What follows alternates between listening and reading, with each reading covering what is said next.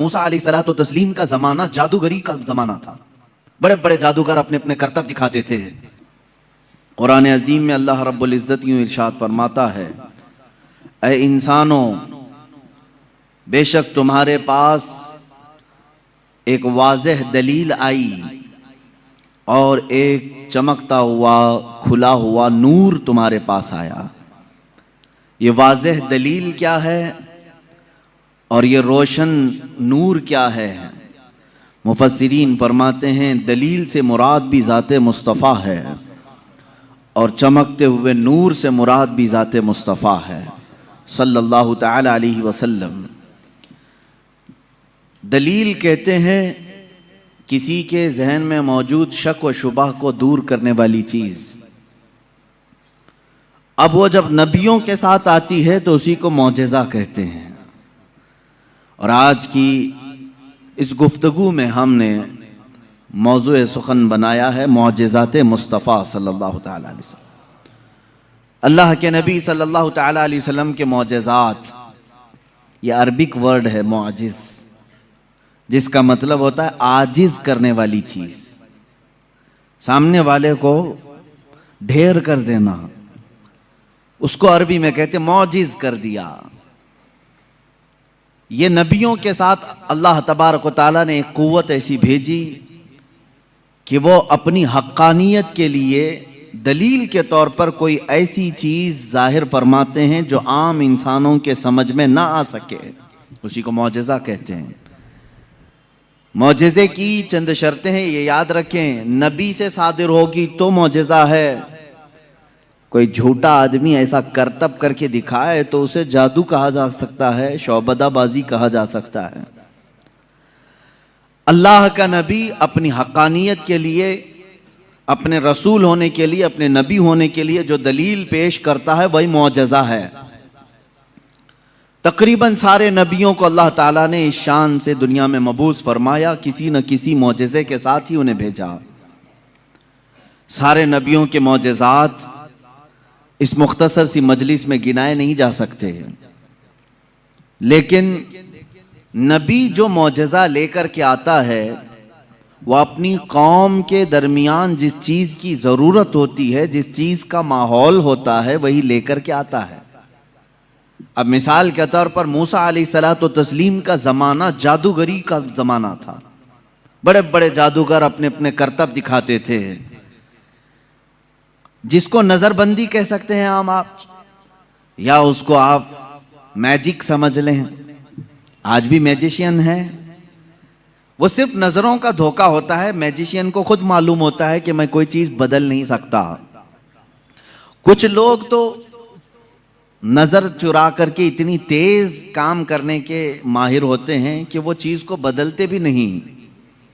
آستینوں میں کبوتر رکھ کر کے کھینچ کر کے دکھا دینا، یا پھر پانی کے گلاس میں سے پھول پھینک دینا، یہ نظروں کا دھوکہ ہے جس کو شعبدہ بازی کہتے ہیں. باضابطہ اس کی آج کلاسیں بھی چلتی ہیں، لوگ سیکھتے بھی ہیں.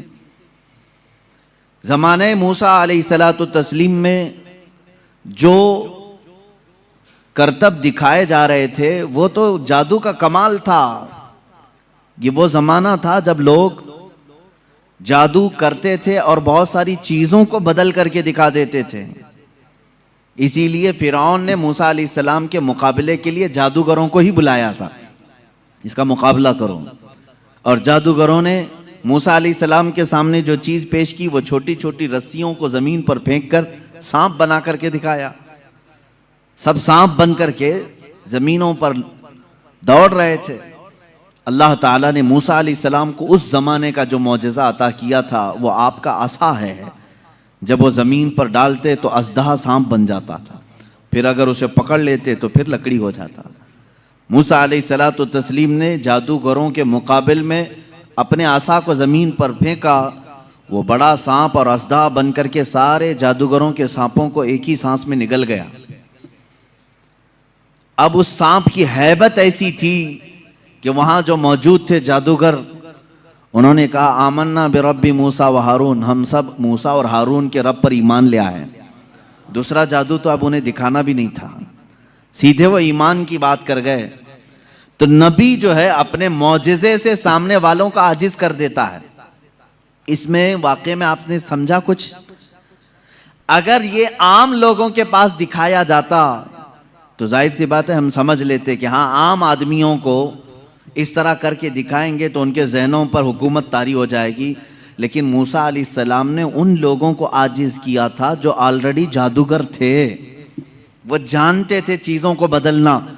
تو وہ عاجز کیسے ہو گئے؟ ایک بار زندگی میں موسیٰ علیہ السلام کی لکڑی کو سانپ بنتے ہوئے دیکھ کر وہ اپنی پرانی ساری چیزیں چھوڑ کر ایمان لانے پر کیسے تیار ہو گئے؟ ان کو چاہیے تھا کہ ایک اور دوسرا جادو ٹرائی کرتے. میرے عزیزو، معلوم یہاں یہ ہوتا ہے کہ جادو جو ہے وہ نظروں کا دھوکہ ہوتا ہے. جو جادوگر رسیوں کو سانپ بنائے تھے انہیں معلوم تھا کہ یہ حقیقت میں رسی ہے. اس جادوگر کو وہ رسی دکھتی تھی، عوام کو سانپ نظر آتا تھا. جادوگر کو وہ چیز حقیقت میں وہی دکھتی ہے جو ہوتی ہے، لیکن لوگوں کو بدل کر کے دکھتی ہے. جادوگروں کو یہ معلوم ہوتا ہے.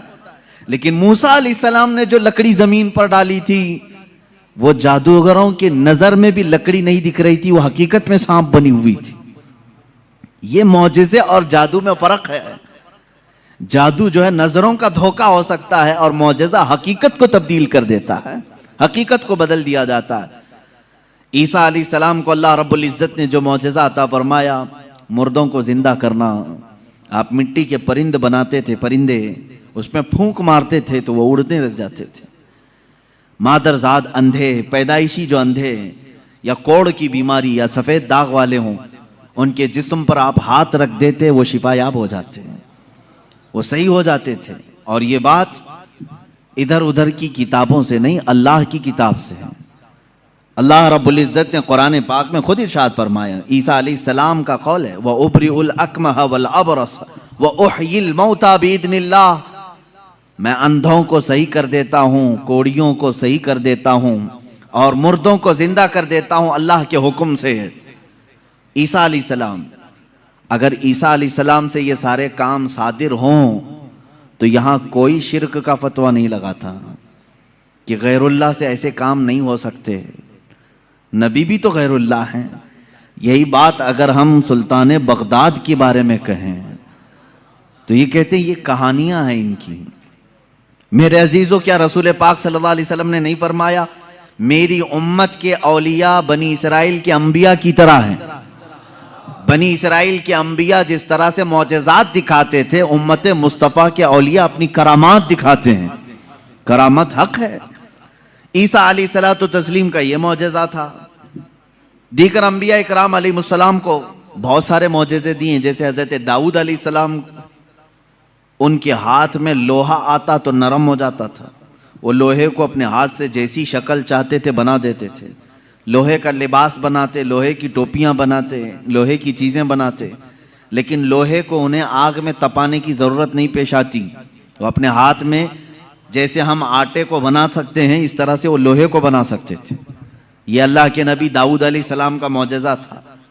حضرت سلیمان علیہ السلام کا معجزہ یہ کہ آپ کو سارے پرندوں کی بولیاں سکھائی گئی تھی، جنات کی اور سارے تقریباً مخلوقات کی بولیاں آپ کو سکھا دی گئی تھی.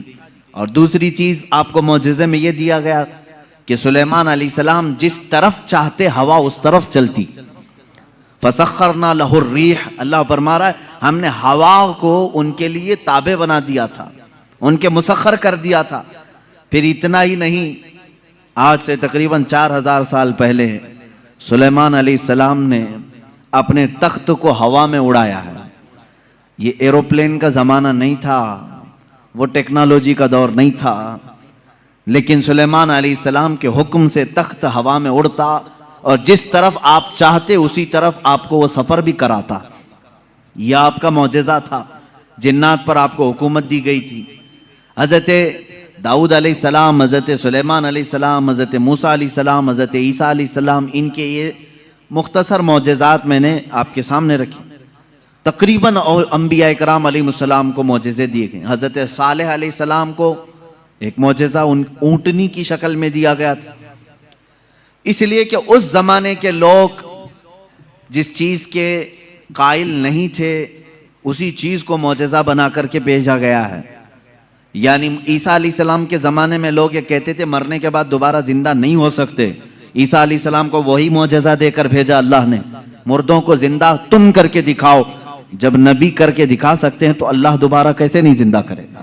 صالح علیہ السلام کے زمانے میں لوگ اس بات کے انکاری تھے کہ بغیر باپ کے کوئی بیٹا ہو نہیں سکتا, بغیر باپ کے کوئی بیٹا پیدا نہیں ہو سکتا. آدم علیہ السلام کیسے آ گئے دنیا میں, ایسا کیسے ہو سکتا ہے. صالح علیہ السلام کو اللہ تعالیٰ نے حکم فرمایا تم اپنی قوم کو لے جاؤ ایک پہاڑ کے پتھر پر, پتھر سے کہو کہ اس میں سے اونٹ پیدا کر کے دیں. حضرت صالح علیہ السلام نے اس پتھر کے پاس کھڑے ہو کر فرمایا تو پتھر سے ایک اونٹنی کا بچہ نمودار ہوا. اس اونٹنی کا نہ باپ ہے نہ ماں ہے, اور اپنی برادری سے اپنی نسل سے بھی نہیں, بلکہ پتھر ایک جامد چیز سے اونٹ پیدا ہوا. اس اونٹنی کا ذکر بھی قرآن پاک میں ہے. یہ معجزے کے طور پر دیا گیا تھا صالح علیہ السلام کو. عزیزان گرامی وقار, ان انبیاء کرام کو ان کے زمانوں کی جو ضروریات تھی, جو تقاضے تھے, وہ معجزے دیے گئے. اور سید الانبیاء محمد الرسول اللہ صلی اللہ تعالی علیہ وسلم کو ان تمام انبیاء کے جو معجزات تھے وہ تنہا حضور کو عطا کیے گئے. حسن یوسف دم عیسیٰ ید بیضا داری, آنچ خوباں ہمہ دارند تو تنہا داری. اے رسول پاک, یوسف کا حسن بھی آپ کے پاس ہے, عیسیٰ کا دم بھی آپ کے پاس ہے, اور موسیٰ کا ید بیضا بھی آپ کے پاس ہے. وہ تمام خوبیاں جو رکھتے تھے انبیاء, یا رسول اللہ تنہا آپ کی ذات میں اللہ نے وہ جمع کیا. امام عشق و محبت نے فرمایا ذات ہوئی انتخاب وصف ہوئے لاجواب, ذات ہوئی انتخاب وصف ہوئے لاجواب, نام ہوا مصطفیٰ تم پہ کروڑوں درود. ایک ذات ہے, ہزاروں وصف اس میں جمع کی اللہ نے, ہزاروں وصف.